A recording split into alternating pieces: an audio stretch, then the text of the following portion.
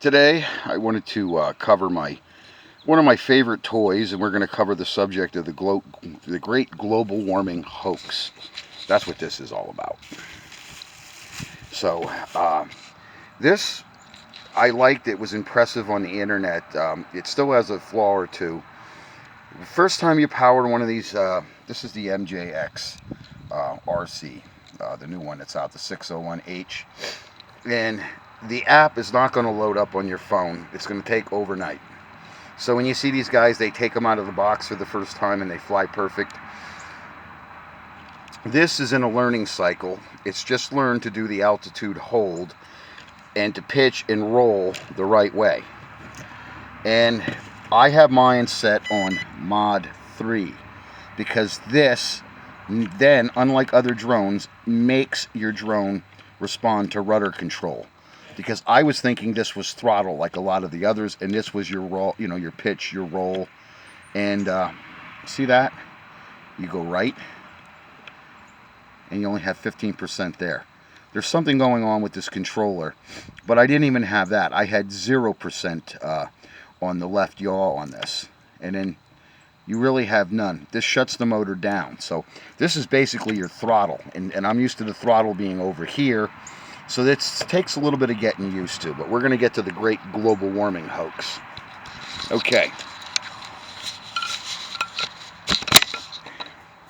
I haven't made a video for a while. I'm not really working on trucks. I have two of my son's trucks here, and one's getting ready to get sold, and the other one is going back home. I had to do power steering. So I'm not doing anything really with trucks in the winter. I'm going to suffer with bills. I'm getting killed. Everybody's going to have to forgive me. If I owe you money, bill collectors, Joe Biden's in office and everything is 30 times what it used to be. That's why I've been on a crusade also here with this mess is about. We're getting my roof done and some other things that needed to be replaced or are getting replaced. So far I've had about 89 and 89 and a half, maybe 3/4% success. We're going to talk about aircraft, and we're going to talk about the plane of the Earth, not the airplane. This is a model of one of my favorite aircraft ever.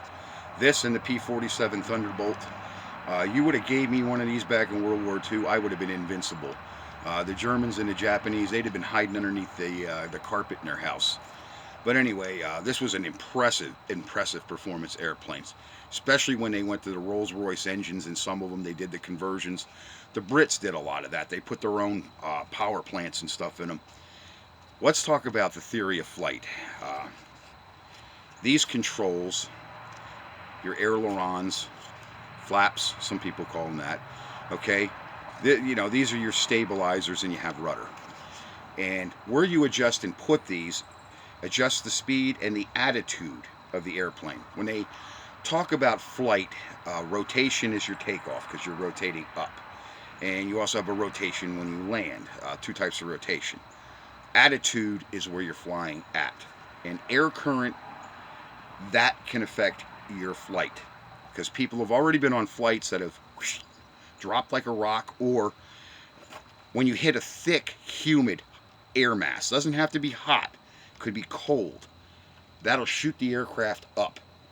And a lot of pilots, that's why we call them nuggets, because the first time something happens, they come back with nuggets in their drawers because they didn't encounter those circumstances, and they weren't listening and opening their ears in the classroom that those type of things could happen. It's just when it happens that sudden and that fast that you hit that air mass. Say you're coming from the land and it's hot. Say like you're coming from Mesa, Arizona, San Diego, California. Well, San Diego's pretty humid there. They get a lot of that Gulf moisture. But as soon as you hit that coastal air, you're going to find your aircraft lofts a hell of a lot better. Normally, planes, by the way, they fly east to west. Okay? And then I should say west to southeast. Or I should say east to southeast. So this is east to southeast here.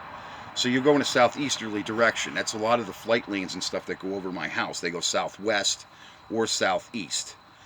Depends on where you're at here standing. Southwest, there's a lot more air because the air comes from the west. So there are not a lot of flights that go out over the Pacific. A lot of it they go to Europe. They use the air current to push the plane. versus you'd think you go against the air, okay, you go against the airflow to lift the aircraft. But your aircraft's got to work a lot harder. So a lot of planes, when they take off going west to catch the wind and loft, they go east then to have the air current go with them. But talking about that, that's what this is about. This is something you folks can do at home. I got sticks. You put this over a pot of boiling hot water, like what this con job that these SOBs are trying to pull. They're drying up lakes. They're drying up rivers. That affects the air masses, not to mention that's what this is about. Put this over a pot of boiling water, like one of those wildfires, and you'll see this thing. It's another theory of flight. It's how the hot air balloon, maybe how the Aztecs, the Incas and that, they did those land drawings. They had to have been above the plane of the earth. Some idiot commented to me, I was watching one of those ancient alien shows, and I'm saying, there were either astronauts or aviators, because the guy says to me, you can take a string. Well, you know what, we do that with foundations, we do that with sidewalks, but you try doing that for a mile.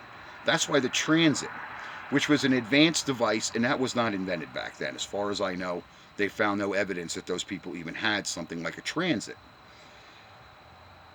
Then they had to have something else. Maybe they had a hot air balloon and they did a line of sight thing.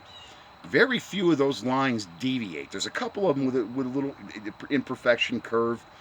Maybe it was the second month, or don't know how many days it took those guys with the labor force to do those things.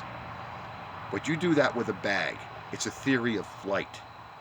Okay? It's a theory of flight. I don't know how long it took the Incas and Aztecs, but they had to have some knowledge of flight. It's also, when you're playing with NASA, this government, they know the parameters of what you can do. We're having sunspots. The sun's going to be this might be a mild winter until it gets wicked.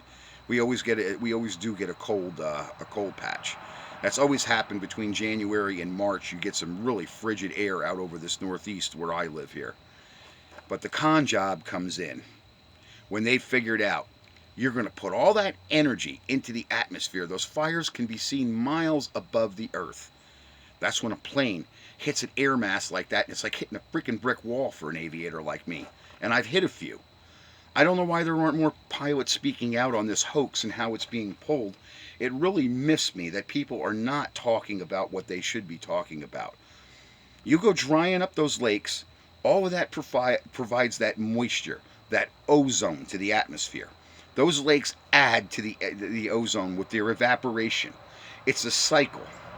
The water gets sucked up by the heat, and it rains in that form and gets put down. That's why it's not raining like it should, and when it does, it comes down in buckets, because they're high energy air masses that these people are creating. They're hoaxsters. They're nothing but liars. And that's why people at my age that should not be smoking still smoke, because of those type of things. Okay? This aircraft was one of the highest performers, but I'll tell you something. Even an aircraft like this, when it hit adverse weather, it was a little unstable. So was the P-47. One of the aircraft that really did survive bad weather well was the P-51, but that had a different, kind of a different superstructure. These were not reinforced as well because of the folding wings, so they had a lot more flex. The wings were not as rigid. So they really didn't send these aircraft, even the Hellcats, they didn't send those into those heavy weather fronts because they didn't survive very well. You could fly above the weather a lot of times, and that's where the aircraft would go, but you really wouldn't fly in the weather. It's almost that way today, except jets are built to take a lightning strike. They're built to take so much of that barometry. They call it barometrics. In aviation talk, we call it barometrics.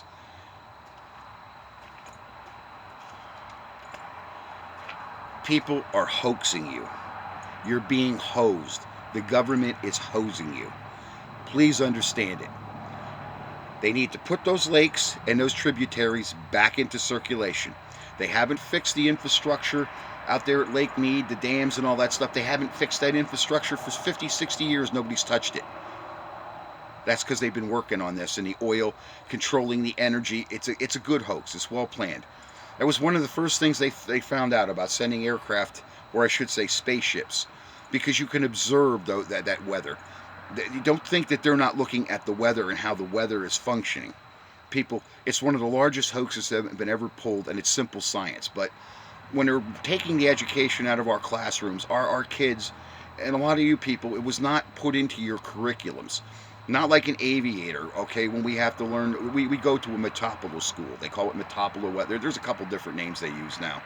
Even the Coast Guard has a different name for what they call their weather school or whatever. But back in my day, it was you went to Metopola. It was meteorological, topical air energy is what they taught you.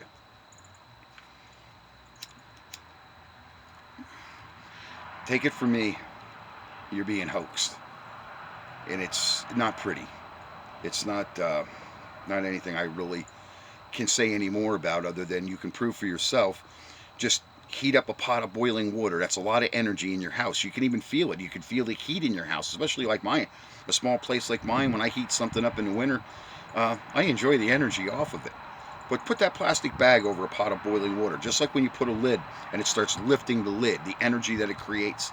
That's what those wildfires out west do. They put all that energy into the atmosphere. And people like you see those gigantic tornadoes that destroyed neighborhoods, maybe even your own. You're being hosed. The government is causing this catastrophic weather. That's why people like me use the word weaponized weather. It's weaponized. And that's the Democrats. They're all invested in that Chinese investment in those energy companies and stuff like that, just like Burisma. Those people are mired in corruption, and they're using people like you as dopes. Don't be a dope, folks. And happy holidays. I wanted to make this video right before Thanksgiving, and shit happens. Even to guys like me. It's just been horrendous with the bills, everything going up. I try to get inventory for next year. I don't know how I'm paying. I get sewer and water bills laying again. I don't know how I'm getting anything done. You guys have a Christmas with your family, even if you don't have a lot and there's not a lot of presents under the trees. Christmas is not about material things. It's about family and time with your family and your kids, like where I'm going. I have another family, a surrogate, like an adopted family. They're just friends, basically. But the kids and stuff, we raised them. They went through losing their mother in a tough time. Merry Christmas, happy holidays, guys. And yes, I say Merry Christmas. And one of you people don't like my Christmas tree, come see me, knock on my door, let me know about it. Have a good Christmas, guys. Thanks.